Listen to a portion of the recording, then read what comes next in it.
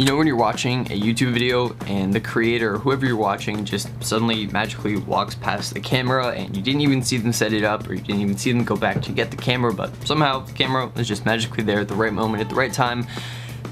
Yeah, there's good news and there's bad news. Yeah, I hate to break it to you guys, but it's not actually magic. I do have a tripod. My camera does have 3 legs, but I haven't quite figured out to teach my camera how to walk yet.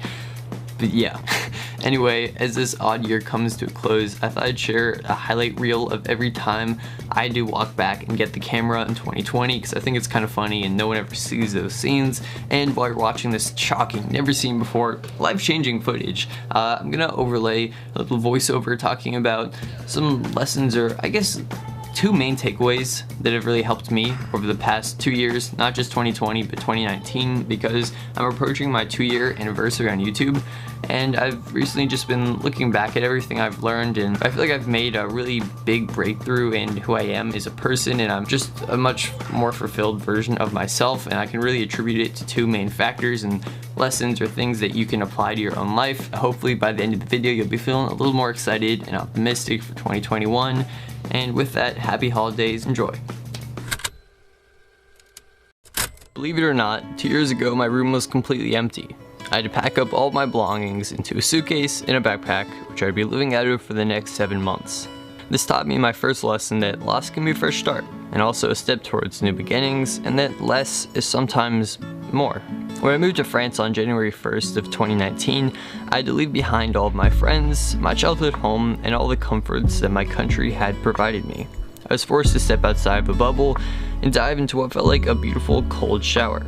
A cold shower is actually a really good metaphor for what moving to a new country feels like. You're stripping down your clothes and losing all of your comfort and warmth that they provided you. You are at your rawest and most vulnerable state. There's a fear and a slight hesitation to go into the shower. It's cold, it's unknown, it's uncomfortable. You don't really actually need to do it. But once you step over that first barrier and go in, the initial shock definitely stinks. It takes your breath and your body shivers as it tries to get back to its homeostatic state. Static? Okay, I think I got that right. Anyway, after a while, it actually starts to feel good.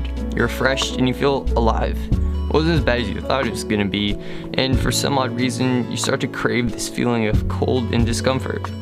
This is often the cycle that new experiences follow. Whether it's asking someone out on a date, your first kiss, a race, a test, or just about anything in life that scares you, it's never as bad as you think it was going to be, hopefully, and sometimes you just have to close your eyes and step in. And this is something that I'm working at getting better at. I'm far from perfect at it, and I definitely struggled for a long period of time with it, but I found that the more time you spend overthinking something and laying out all the possible scenarios or ways it could go wrong in your head, the harder and harder you're making it for yourself to eventually do it. When I look back, it was the moments where I turned off my ego and just dived into the experience that made me into who I am today. Starting a YouTube channel, filming in school, or kissing the girl I like all terrified me, but looking back, I'm very, very glad I did. Sometimes you just gotta do it and see what happens. With consent, of course. After my 7 months in France, my vision for the future had never... I can't say vision. I never felt so optimistic about the future, and my perspective shifted profoundly during this period of time due to my continuous state of living around and being in uncomfortable situations. General societal and cultural differences made me feel like an outsider in everything I did, whether it was my time spent in a French public school, going to physical therapy alone, or even running with my track club. I struggled to speak and understand the language for a long time. But the beauty of all this was that people were still incredibly kind. Every time I felt uncomfortable, I was met with the surprise of things not being as bad as I thought they'd be. This almost flow state-like sequence of experiences that I was living in reinforced my optimism in people, the world, and our ability as a society to prevail. I didn't quite understand where my optimism was coming from at the time, but I'm now able to, look back and pinpoint certain moments and periods of growth, which allows me to solidify what I've learned and how I can move forwards from there. We often get caught up in life because it can move very, very fast. I get this question a lot, but I think I can really attribute my perspectives and mindset on life to reflection and taking time to process events, moments, and to feel certain emotions and to be patient with myself when I'm feeling them. We have an endless supply of distraction and a million ways to compartmentalize emotions and to fill the uncomfortable space and gaps in our lives with. But to summarize, new experiences are good.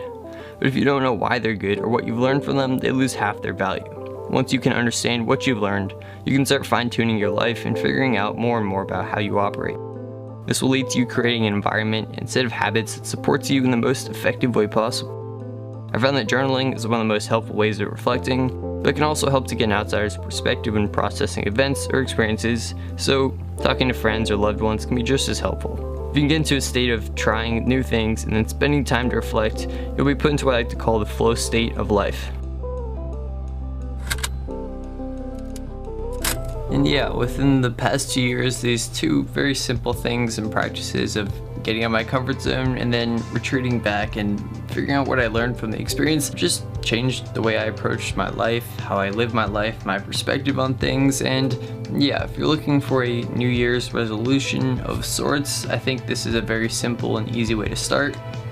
Try new things and then figuring out what you've learned from it. Very simple, but it's helped me out a lot. And yeah, as we head into the new year, I'm very, very excited for all the opportunities that lay in front of us. I'm just excited to start sharing more stories, ideas, perspectives in a fun and creative way. So yeah, in an effort to wrap this up, thank you so much for watching, and I'll see you in Perspectopia.